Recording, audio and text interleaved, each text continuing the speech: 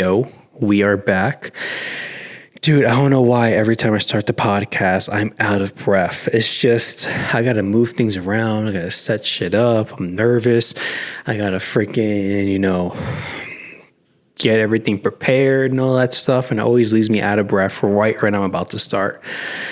So hopefully that changes. So hopefully, the first couple minutes you see me just huffing and puffing like a fucking overweight guy in a treadmill, just hopefully that changes. And I know that's going to sound crazy after listening to it back, but this is episode 3 of the Pitre podcast. Last week was even really a week ago. We're still in the, of course, Christmas phase, as you can see, Christmas tree. I got my Christmas pajamas on back. I got my Mets fitted. Anyone watching last week's episode is going to say, okay, he had a Philly fitted, now he had a Mets fitted. What the fuck's going on? I am a Mets fan. I just had the Philly fitted because I personally love the Fanatic. Don't like the team, love the mascot. And I am a Mets fan, so I'm wearing the Mets hat here. Almost went to the World Series this year. I didn't think we were going to do it, but we went pretty far, and I'm overall happy with how we performed. Getting off the topic of baseball, so last week we had mental health. This week we're going to have homelessness. And when it comes to the homelessness, I currently live in Philly. I moved from New York City, so I moved from one city that had like a really high homeless population to another city with a really high homeless population. So for me, there's no getting away from these fuckers, man. At the end of the day, I still have to interact with them.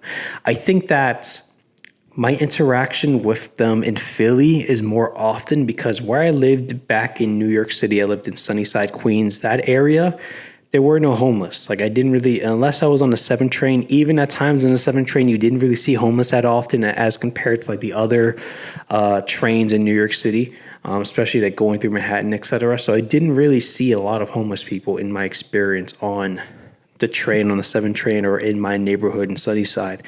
Where I live now in Center City in Philly, I see them all the time, man. Like I've seen a lot of them. I at least walk by like a couple of them to go to the gym. We have like our famous, Skid Row area in Kensington, which I think is starting to get cleaned up. But that's where like all the homeless go to like chill and be homeless together in unison, I guess. But on this podcast, I'm going to be going over homelessness, of course. I'm going to dive in deep regarding homelessness. And it's one of those topics where at first, at a glance, when we think of homelessness, it's okay, just put more money into it, or okay, just get them to a shelter, or okay, just get them off the drugs. And in really doing research on this topic, you start to understand that it's not that simple and it's not that black and white, which is the premise of this podcast and why I want to get into these topics, just to show people that it's really not that black and white. There's a lot of gray area, and a homelessness topic and a homelessness issue is just one of those things that there's not like a cookie cutter cuts all, approach to dealing with the homeless. Because at the end of the day, even though we think of the homeless as in one broad category, they're still individual people. They still have their individual problems, whether it be substance abuse, whether it be mental health, whether it be both. They're all individual, and you're trying to help this individual get out of this circumstance. And since everyone is different, timelines that's going to look different, or how you're going to help them is different.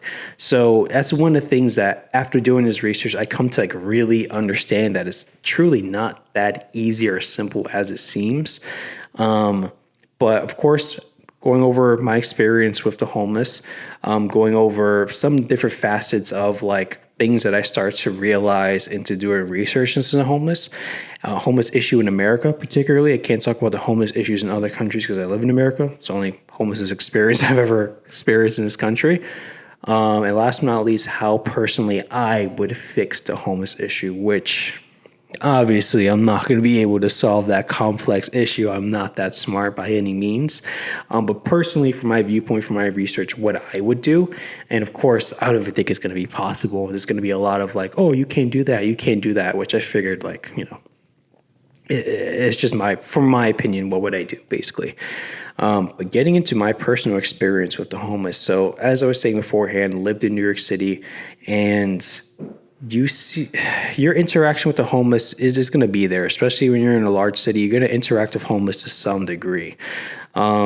And I would typically see them on a train, and my interaction with them was fairly minimal. Like, they would be beggars and they would ask for money or whatever. And there was times where you see them on the train sleeping, or you see them like tweaking out a little bit. Seeing people tweaking out, man, on a train is always like, yo, that always takes you back. You always have to have one eye on them because you don't want them to bug out, and possibly like hurt someone, which is a thing. Like, there was a time period in New York City, there's like homeless people pushing people on the platforms, just homeless people like really bugging out, So for the most part, they were chill. They weren't really bothering anyone. They were asking for money. And that was basically it. In Philly, I don't really have that much experience with homeless people. It's the exact same thing. They're just asking for money, etc.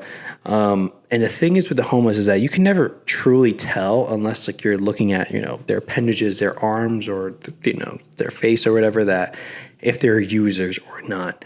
I think we all kind of assume that homeless people are users, when that's not entirely the case. I think a huge majority of them are, but a lot of this is a mental health issue or mental health related issue that's combined with kind of drug abuse there. So we're basically trying to solve for two things for each individual, or for most individuals. But that's my personal experience with the homeless. I don't really have any family members that were homeless. Unfortunately, I really had to, have any homeless experience myself, like having to go to a shelter or anything like that. Thank God. So I can't really speak into like, truly what it experiences to be homeless or to interact with them in that regard. I can just tell my experience as far as like, dealing with them from day to day, it's minimal for the most part.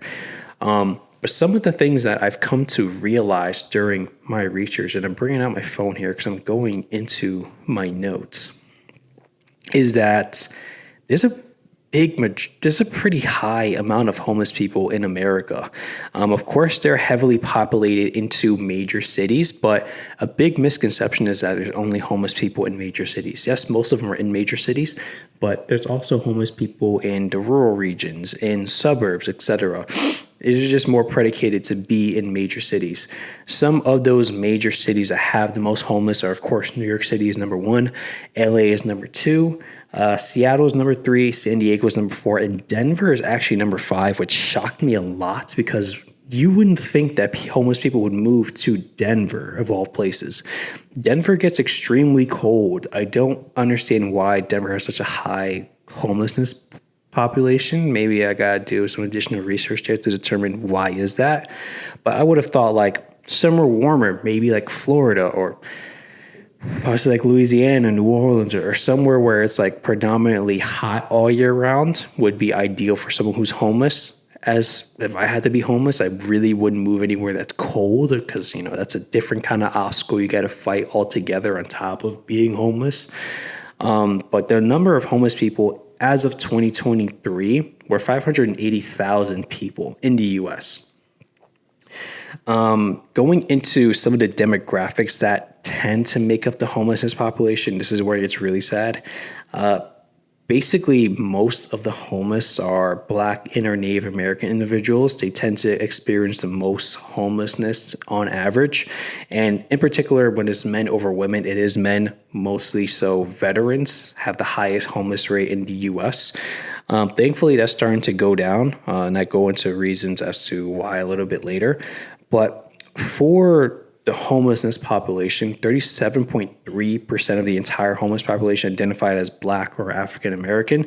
And just that demographic alone makes up 13% of the US. So the 13% of the US makes up for basically 1/3 of the entire homelessness population.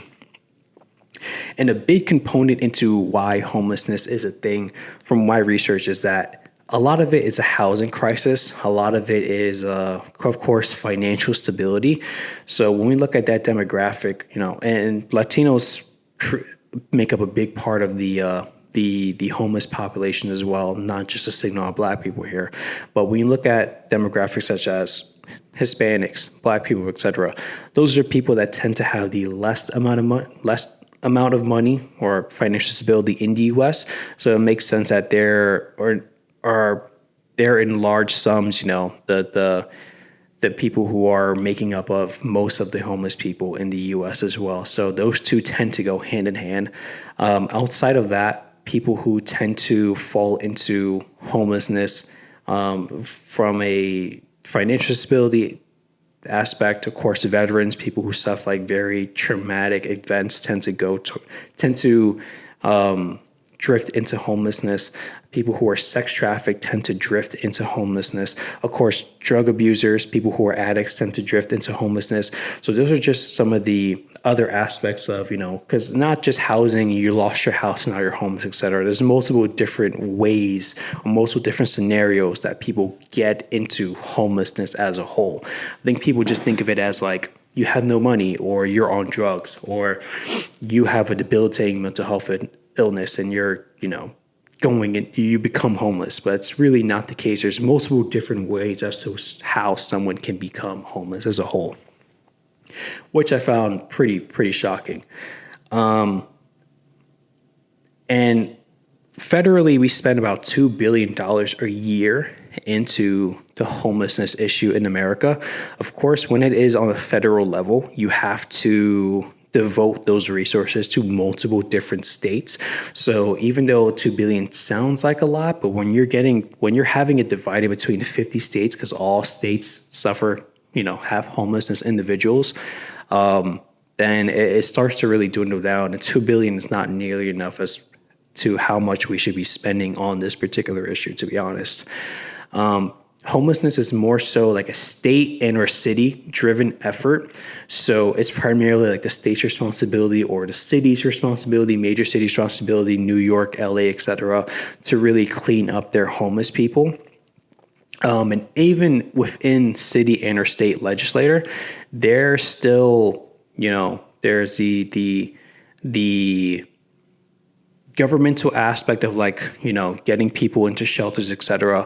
A lot of it is reliant on nonprofits to help out as well. So you're having multiple different avenues of people coming together into trying to solve the homelessness crisis. And the money is being allocated to multiple different, avenues, whether it be federally, whether it be statewide, whether it be, government officials or people who work for the government or have a government program to help the homeless, whether it be giving the money to nonprofits. Even for nonprofits, there's several nonprofits that help between this issue. So the money is just getting dwindled down to so many different avenues. And of course, none of these avenues are really collectively communicating, which I found pretty shocking as well. And especially, and I saw this in the case of LA, there's multiple different nonprofits, trying to help out the cause of homelessness, but some are designated to this, some are specifically designated to this, some are designated to this area, some are designated to only this area, and they don't kind of connect and work together. So a lot of it is just a miscommunication or a mishandling of funds, and not everyone is working together into one cause to solve the issue. It's just multiple different branches all working to tackling an issue, and it's just there's things are falling in the wayside and far between. So that's a big component into why solving this homelessness issue is so difficult.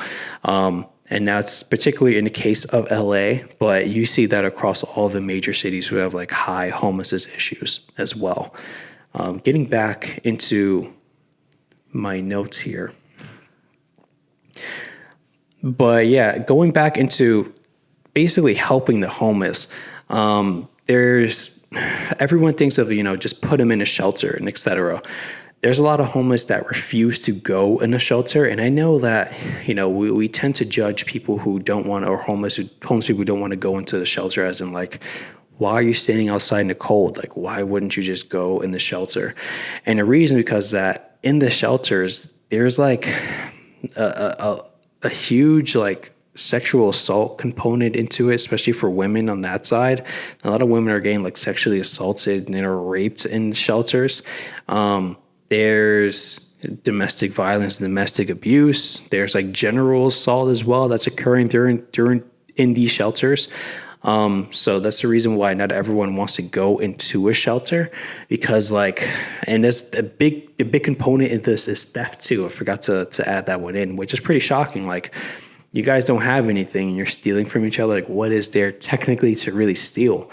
But that is a huge component to why homeless people don't want to go into shelters and stay the night there. Of course, with that being limited amount of room as well. But not only that, when you are treating the homeless, a lot of people just either look at it as drug abuse or mental health, where in most times it's a bit of both, which I talked about earlier on this podcast, on this episode. But they would either give someone shelter in a room designated for like drug abuse or, for mental health. And the same thing for hospitals. If you get admitted to a hospital, they'll give you a bed for drug abuse or they give you a bed for mental health, where in a lot of these cases, it's a bit of both. So they're kind of addressing only one form of the issue and not the other issue of and of itself. And I see this is constantly happening amongst the homeless population, where they get treated for one thing, but the other thing is falling in the wayside, and that other portion that was not treated would lead them back into homelessness or deeper into homelessness. And it's just like a cycle that's repeating itself. So that's where there has to be like a more holistic approach per individual to get them better as a whole, to address the drug abuse side, to address the mental health side, to get them out of poverty and get them into not being homeless anymore. Going back into my notes, so the fact that things are not properly being addressed and it's just, one thing is being covered or the other thing's being covered, not covered as a whole. But one thing that I found pretty shocking as well is that there isn't any preventative homelessness measures in place.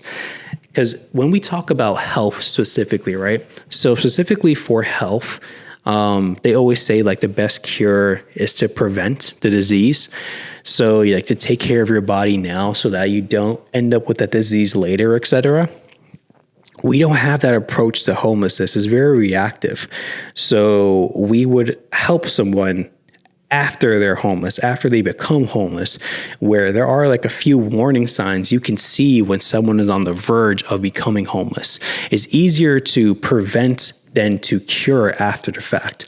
So for instance, if you see that someone is starting to, have a substance abuse problem, if they're starting to go down that path, doing preventive measures such as like rehab and, trying to get them off the drug and help them in stopping them to become eventually homeless. People who have been like sex trafficked, etc., they need like additional assistance, whether it be through, therapy or things along those lines to stop them from. And a lot of those times people who have been sex trafficked are also users as well, drug users. So getting them cleaned up and getting them help so that they don't fall into homelessness. There's nothing really in place for preventative measures, which it's pretty crazy now that I'm looking at it and thinking about it. Same thing with mental health. Like as someone who has like a very severe mental health problem, there's nothing, necessarily in place to help prevent them to becoming homeless. A lot of these people, they just get checked into a mental asylum for a period of time, and then they just get released back into the outside world, essentially. So if we see someone that's constantly having to be admitted into, a mental institution, then we should look into, getting them that additional care they need so they don't fall into homelessness later on. So there's no preventative measures, which I found pretty shocking. In the case of veterans specifically, so veterans are starting to decrease in a homelessness population, which is a good thing because it used to be a huge component into people becoming homeless or individuals becoming homeless. And the reason for that is because of like the additional tracking measures they do for these veterans. So for veterans, like they're more easily tracked as far as like, being admitted into hospitals or things, or, being admitted into like care facilities and that kind of stuff, because there are a lot of facilities that are geared towards homelessness geared towards veterans as a whole. So if there's like a trend of, someone constantly having to be admitted or things along those lines, they can be more easily tracked. But for someone who is just in the general population, that's not as easy. So at least in the case of veterans, it's starting to go down, of course, with like additional awareness and for additional programs that have geared towards helping veterans to not become homeless or to get out of homelessness. That's also been a huge component to that as well. So thankfully in that trend, it's starting to get better. But as far as homelessness as a whole, it's starting to rise. So it actually started to drop prior to COVID, surprisingly. So I want to say from the beginning of the Obama administration up until 2020, homelessness was steadily on the decline. Of course, homelessness was still a thing. If you went to New York City, if you went to LA, you had homeless there. But if you talk to a lot of people, they would say like it started to decline, it started to get better overall across America.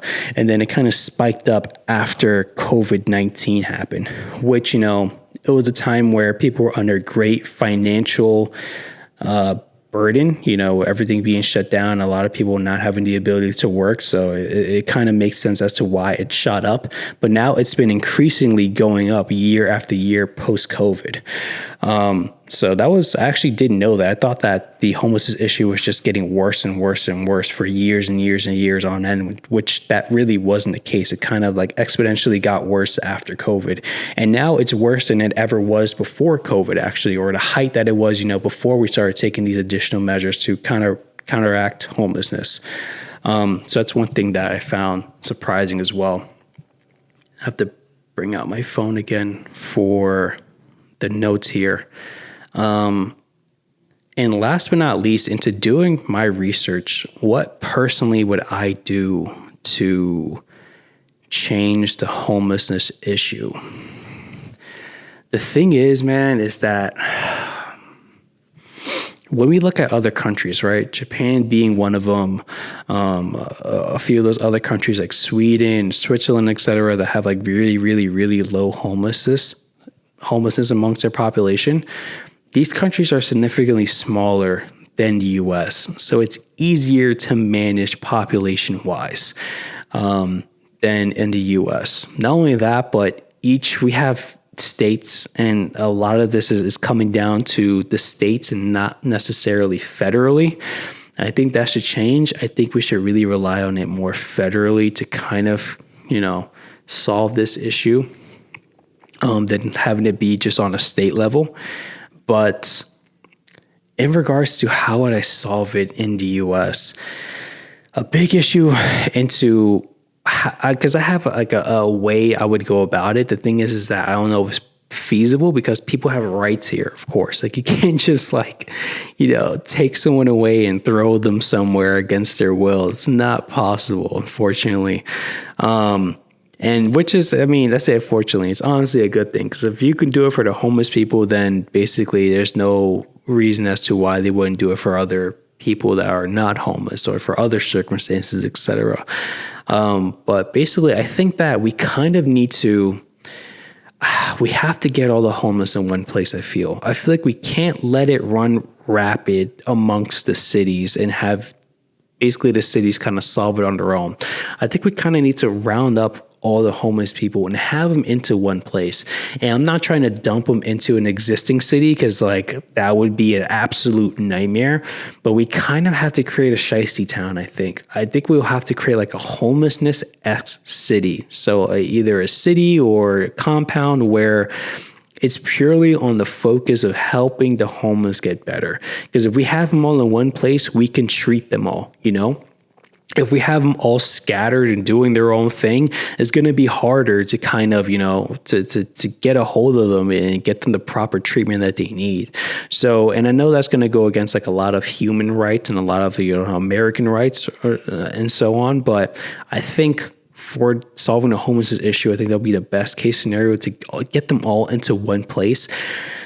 Logistically, that would kind of be a nightmare. We did it with migrants. We shipped migrants all across the country, millions at a time. So I feel like we could definitely do this for 580,000 people. People were being shipped millions a month during the great migration issue earlier this year. So we can definitely get a hold of 580,000 people and get them all together into one place. I don't think it would be harder. It would be that hard logistically. But the thing is selecting the state to build the town in. No state is going to want that town or that city or that compound in their state, no one who is in a neighboring community or neighboring city or town over to this shiesty town is going to want these people even remotely near where they live, which I totally understand. Like, I'm not trying to, I totally sympathize with them. I think we need to pick a state that has like a very minimal population, that has a lot of land and or space that we can effectively do this, where it can be on the outskirts, and essentially there wouldn't really be that many, surrounding areas that would be affected by having this, shiesty town in place, essentially. Which some of the states that come to mind is like Montana. No one fucking lives in Montana. Idaho, for exception of Boise, no one lives in Idaho. Nebraska, like some of those states where we have like an abundance of land, I think we can like sacrifice a couple of miles so that we can build this compound for the homeless people. And from there, I think after we have them all in one place, we can start to register them. So we can register the homeless people. They can be given a number or whatever, so that we can kind of track them. And that goes against human rights too, essentially. But then again, it's like, dude, we give our thumbprint when we're born, We have cell phones that track us essentially everywhere now. It's not like we're tracking these people out of something nefarious like what's going on currently. We're tracking them to make sure that they're not falling back into homelessness. So I feel like in regards to human rights and in regards to, American rights, there has to be some kind of leeway that's going to be done here. The only issue is, of course, if you do this, then it's going to open up the floodgates to have regular people be tracked in different ways for different means that are going to be nefarious. So unfortunately, it's going to be a catch-22 here in my scenario, how would it fix homelessness? But we'll have like a tracking means so that if they do eventually, become clean, start using their medication, can become a functioning member of society, then we can track them to keep updates on them to make sure they're not falling back into poverty or back into homelessness. Not only that, now we have them all in one place, we can effectively shelter them. Of course, this place will have its own like little police force so that things don't get out of hand. We're just not letting them run rampant. But there will be strict guidelines, having them all in one place. Of course, drugs are not going to get into the homelessness population. So all the drugs and everything like that will be confiscated before going into this place, so that users essentially have like no way to really use their drugs anymore. Of course, we'll have like mental health clinics and hospitals on staff, et cetera, to help with people who are, of course, going cold turkey or getting off the drugs, and people who are have mental health issues and who can be properly treated and see the medical professional that they need. And from there, we can like have educational programs, so they can learn how to do like real world jobs, that when they finally graduate from being homelessness, et cetera, and ready to go back into the real world, there's programs in place that can help guide them into becoming a functional member of society. Or we can get them into this program or this shiesty town or this compound, et cetera, to hire them and help the current homeless people who are coming into this area, et cetera. So I feel like that would be the best way to go about kind of solving the homelessness crisis, is to have them all in one place so we can treat them all in one place. And we can have like our taxpayer dollars go towards funding this area. Honestly, I don't think anyone would be opposed to that. I can't think of anyone who would say, you know what, I want my taxpayer dollars going to that. Like our taxpayer dollars now are going towards freaking Ukraine and Israel's genocide. So honestly, I would be perfectly okay with diverting some of the money that we're giving to these foreign nations to fund their wars to go into solving our own homelessness issue and have them become functional members of society again. Not only that, but you have to really look at this in the eyes of the people who have to live in these areas of high homelessness. Dude, like, it's not fair to the common person who goes to work, pays their taxes, living a functionally normal life, being a functional member of society, and then having to deal with the homelessness around them. Like, I know we look at homeless people as in like, that they're down on their luck, and we don't want to make their lives any harder than it actually is, but they're becoming a detriment and a hindrance to people who are actually functional members of society. I'm saying functional members of society a lot, but like, it's not fair to, you or me that we have to freaking deal with the homelessness and have to interact with them, where, we're okay. We're doing what we have to do, but now I have to deal with someone, taking a shit in the middle of the street. Like, how is that fair to us, And I think a really good city that we can use that as a example is like San Francisco. The homelessness issue in San Francisco is insane. The homelessness basically took over that city, and they can do whatever the fuck they want, essentially. And the regular occupants in that city just have to fucking deal with it. They have to deal with having needles all over the place, which is like, you can get a disease from that. It's unhygienic, and shit all over the place where you can get a disease for that. That's unhygienic. So it's not fair for the common American to have to deal with fortunately, these people who truly need help, and we're just like kind of just letting them go to the wayside, essentially, because we feel bad for them. They're still human at the end of the day. They still have to be accountable for the actions. Obviously, they need help. So we have to bring them to one place that we can give them that help. So personally, that's how I would help or solve the homelessness issue. Of course, like, is it possible? Probably not. Can we get it done? Yes. I think America could definitely get it done. Will it happen? No. No state's going to want to take that town or that city or compound in. No one who lives within those remote areas or near those remote areas are going to want those people within any vicinity near them.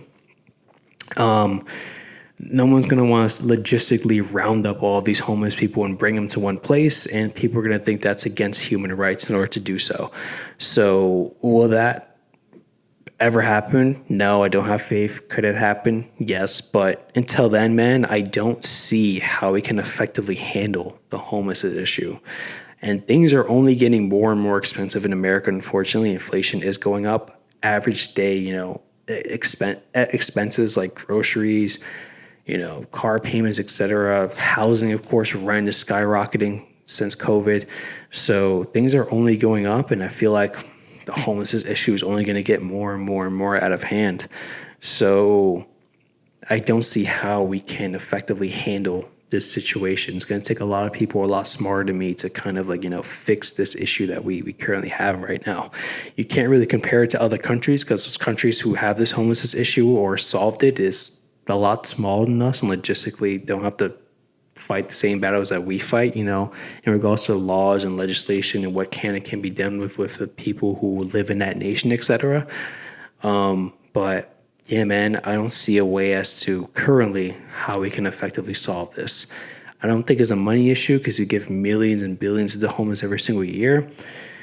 I think we have the manpower in order to get it done currently in that field, but I don't know, just something is just clearly not working, and we have to go back into the drawing board to kind of, start fresh and start from scratch and start trying things new, because what we're implementing now to kind of solve this homeless issue is only getting more and more out of hand. So hopefully that was entertaining for you. Hopefully you learn a lot of stuff that you didn't. I personally did in doing this research. Am I a homelessness expert? Absolutely not, bro. I just literally scratched the surface into the homelessness issue. But I want to look at it as far as like a regular person's point of view into homelessness, doing research and finding out that it's really not as black and white as it seems, which I personally thought it was going into this, and it definitely isn't the case. So I implore you to do your own research into the homelessness issue to see, how bad we truly have it, how complex the issue really is, so you can determine, how would you, try to solve that issue on your end, and what are some of your ideas there. Yeah, this is episode 3 of the Pitre podcast. Stay tuned for the next episode, and I hope you guys have a great rest of your day. Bye, guys.